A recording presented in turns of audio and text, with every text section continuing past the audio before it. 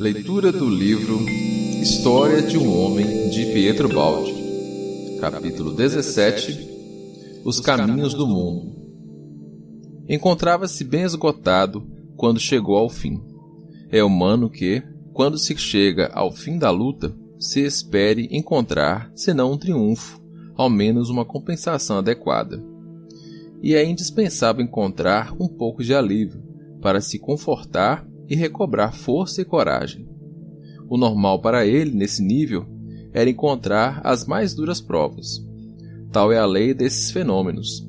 Ele que superara a vida inferior animal para ressurgir na vida superior do espírito. Ele que saíra vitorioso dessa prova, assimilando-lhe toda a significação, encontrava-se agora diante de uma tarefa maior, constrangido a arriscar-se a uma prova mais árdua. Suas novas conquistas e qualidades eram subitamente provadas e examinadas. Chegava ferido no próprio espírito, privado subitamente de todas as suas alegrias e afirmações, golpeado no centro de sua nova vida, na sua própria consciência. No decênio que agora findava todos os nós de seu destino, se tinham afrouxado e desfeito. Iniciava-se agora um período em que todos aqueles nós se apertavam de novo. Eis a compensação que ele encontrava depois de tanto trabalho e dedicação. Também a colheita é dor. Caminha, caminha. Quantas estradas percorrera para chegar e eis que estava novamente no começo. Quanto trabalho, quanta canseira, como é longa a vida de quem luta e sofre. Mas era necessário novas dores, novas quedas e experiências para não apodrecer sobre os louros e para poder ressurgir sempre mais alto. Por agora, porém, eram as trevas.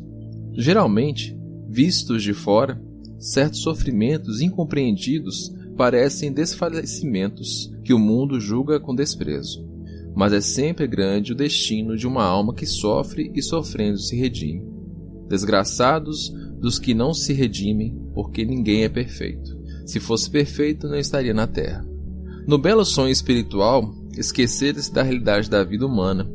Até agora, a sua existência fora projetada para o alto, fora uma estratégia de fuga do plano humano, da terra para o céu.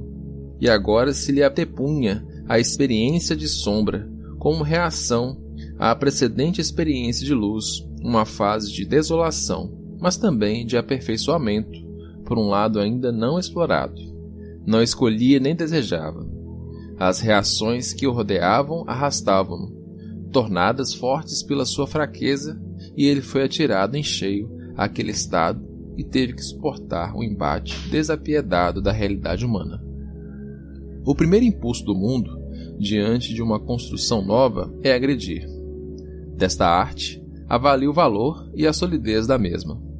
É o exame da escola da vida, a garantia biológica. Era chamado a descer dos seus céus e constrangido a viver sobre a terra, que lhe impunha as suas leis, reprovando-lhe a fuga. A realidade biológica esperava-o de emboscada, para cair-lhe sobre os ombros e submetê-lo a exame, bem diverso da espiritualidade a que se habituara. O exame seria tanto mais severo, quanto ele era menos preparado e sempre desejoso de fugir. A sua imersão de espírito se projetava sobre a terra. Os seus superamentos o tornavam visível.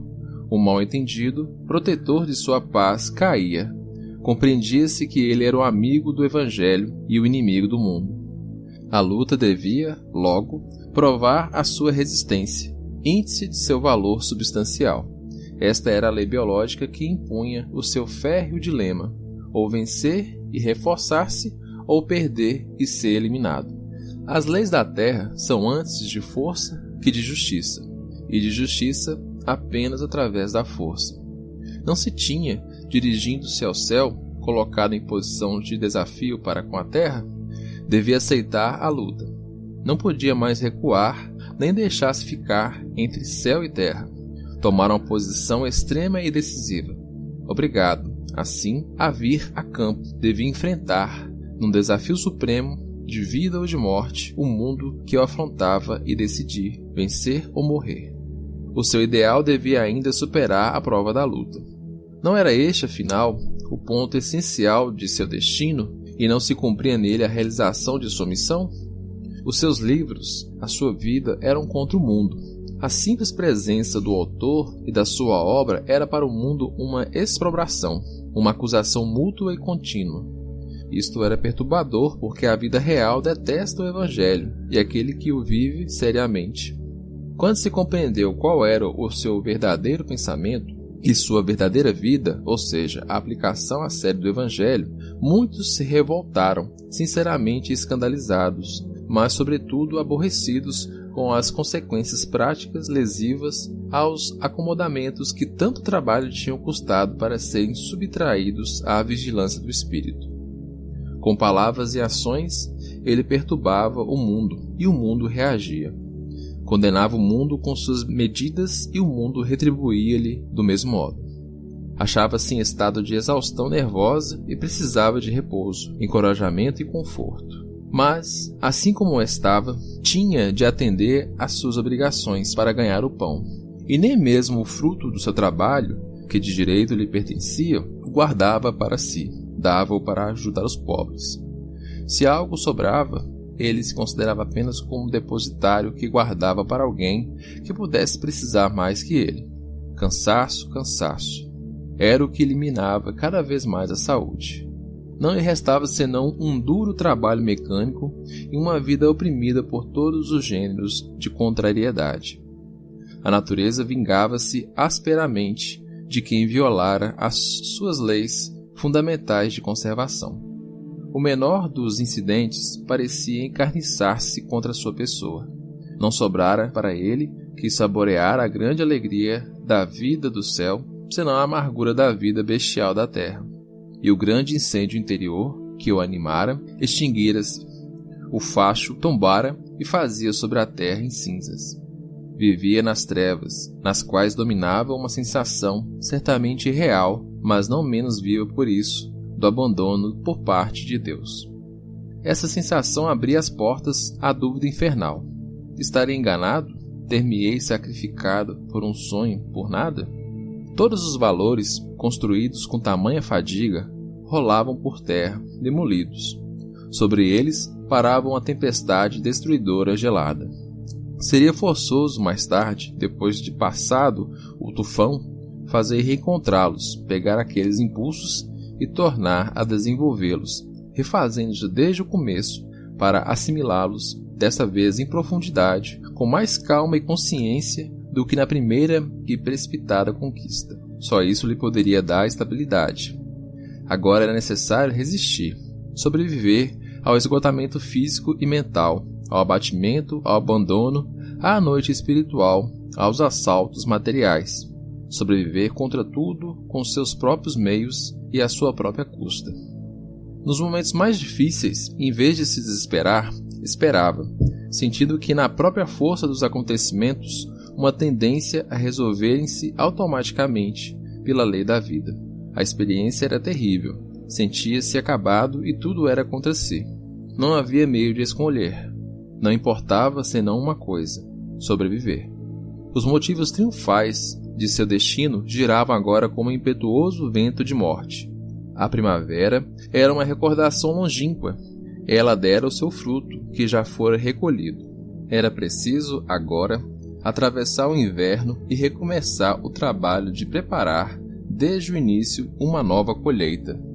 Tudo se lhe afigurava muito longe, inatingível, impossível, além de toda a esperança.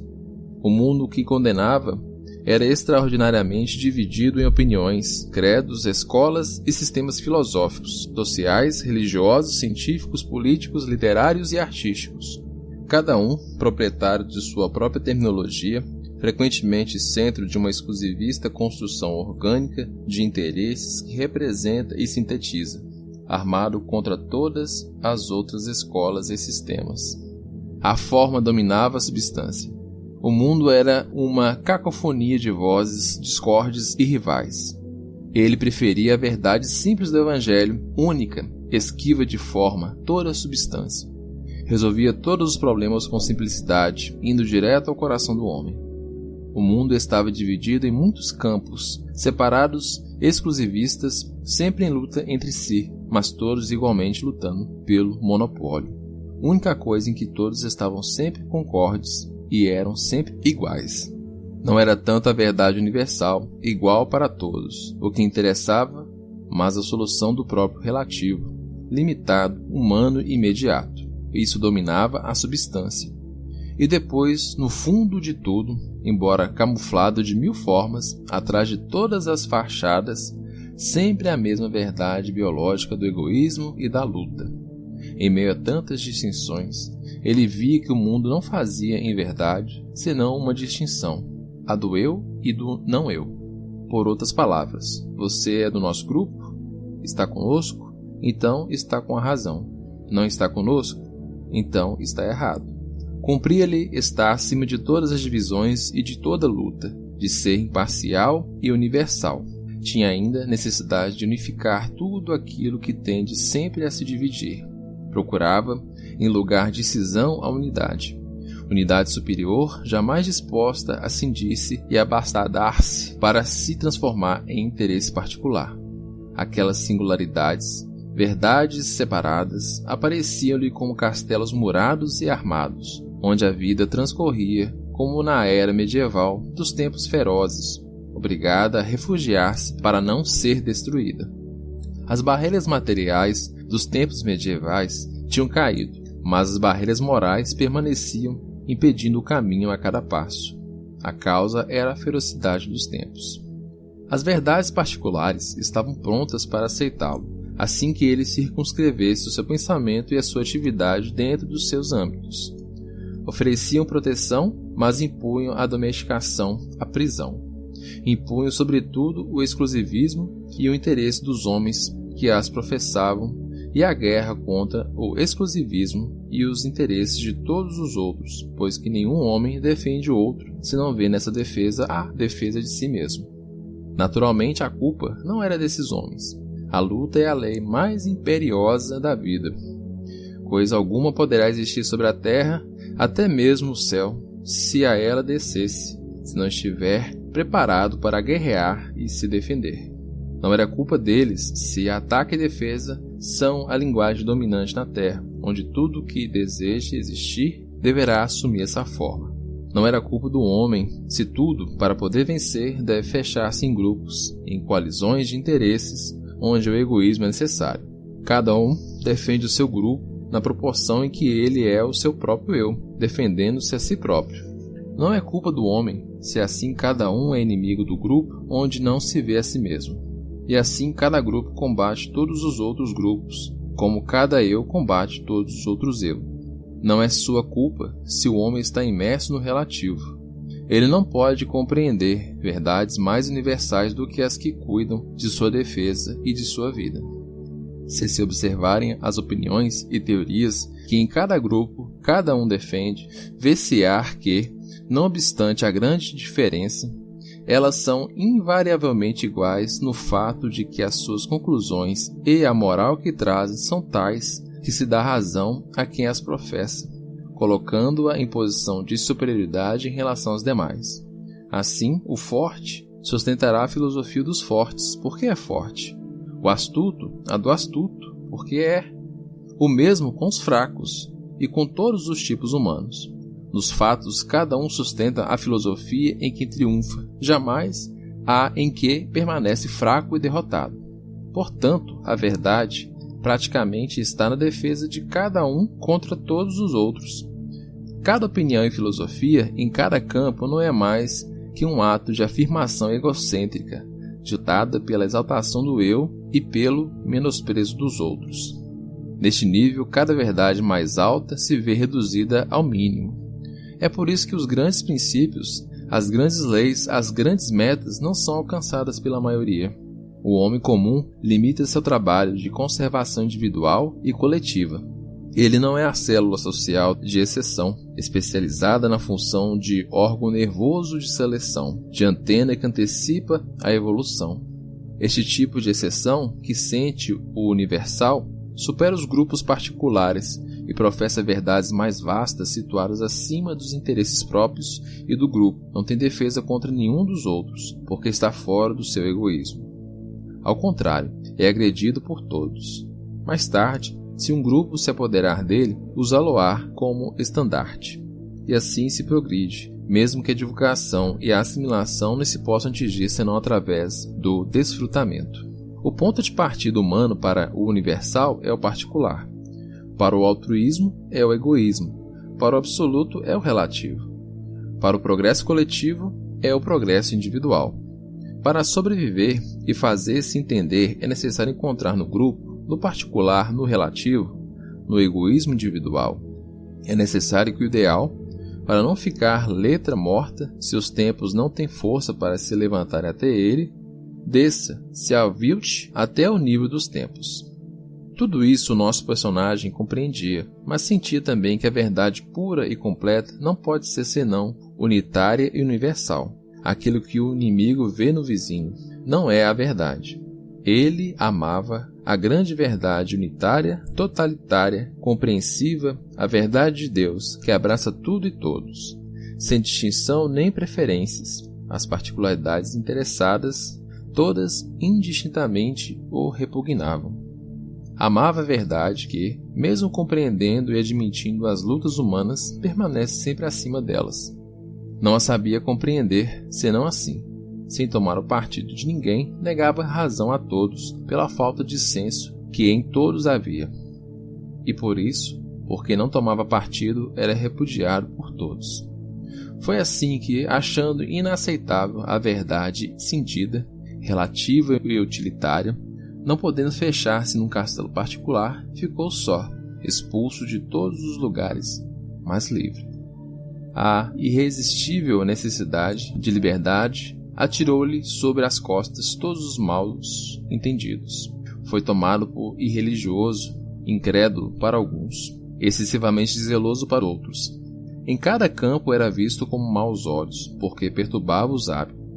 Era rebelde às tradições, pretendia ter direito a uma independência de consciência que, mesmo dirigida para o bem, era sempre insubordinação e escândalo. O Deus das religiões é também um rei. Não é lícito falar-lhe muito diretamente a sós, sem os devidos intermediários humanos. Ele tinha a sua consciência e assumia sinceramente a sua responsabilidade. Era um homem não alinhado, o que não pode viver com o rebanho. Isso podia ser também santidade, mas seguramente cheirava a anarquia e a rebelião, enchendo de suspeitas as almas piedosas.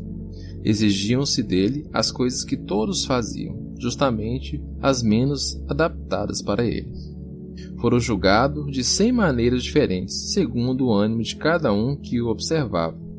Cada um lhe aplicava sobre as costas a sua própria etiqueta. O mundo gosta de catalogar, enquadrar na prática terrena.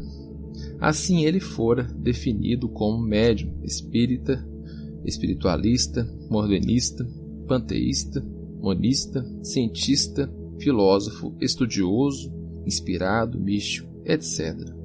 Cada um, vendo-o com seu olho particular, classificara-o definitivamente, segundo acreditava, sem perceber que ele, se naquele momento atravessava o campo de sua classificação, pouco depois, seguindo seu caminho evolutivo, já estaria muito fora dele. Fora tomado pelo que não era, fora confundido com as coisas mais diversas. Ele era todas elas e não era nenhuma. A sua verdade era dinâmica, em evolução contínua, e não podia ser senão um produto seu, filha de suas experiências. Ninguém era, por princípio, mais respeitador de todas as autoridades do que ele, mas tinha necessidade de compreender e ver por si mesmo, guiando-se nas grandes coisas do espírito, e não podia delegar a ninguém esse direito fundamental inato em sua consciência. Que a tribulação, não poder dar um passo no mundo sem esbarrar subitamente num obstáculo de pensamento, uma das muitas divisões humanas, todas prontas para encaixá-lo, esperando fazer dele uma peça a seu serviço. Que desejo de libertar-se de todos esses empecilhos. Que repugnância ao ver todos os problemas, em prática transportados de sua substância para o plano dos interesses e ver que nisso quase todos concordavam. No entanto, isso era lógico.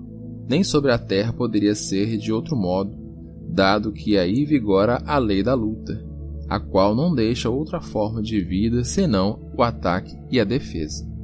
O pensamento puro, o ideal, a bondade que não estejam fixados no invólucro de egoísmo e de interesse, não têm defesa e não podem sobreviver em tal mundo.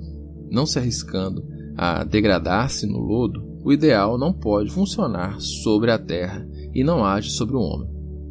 Se ele não a aviltar na matéria, a matéria não o fixa, não lhe conserva a impressão.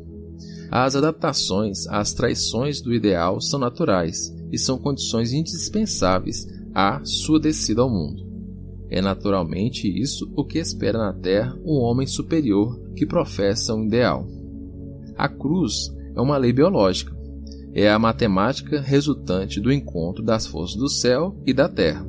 O êxtase horizontal da terra, combinado com o dinamismo vertical da ascensão, forma, também geometricamente, a cruz. Sem cruz, o ideal não sobe. Sem traição, ele fica inacessível e inassimilável. O céu não pode tocar a terra senão em um ponto, que se chama martírio.